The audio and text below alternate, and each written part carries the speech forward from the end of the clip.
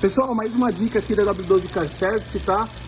Falha T0301, 302, 303, até 12, 16, dependendo da quantidade de cilindros que o veículo tem, tá? Nem sempre o bico injetor ele vai estar com problema de vazão, tá? E sim o problema do leque.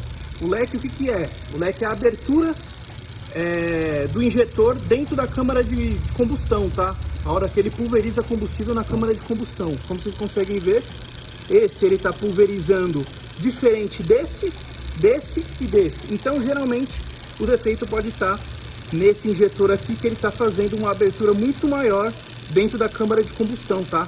Jogando mais combustível para os lados do que na região ali onde tem a queima, onde tem a faísca, né? Para fazer a queima vindo da vela, para fazer o veículo ter a queima do combustível, beleza? Então, presta bem atenção no formato do leque do injetor.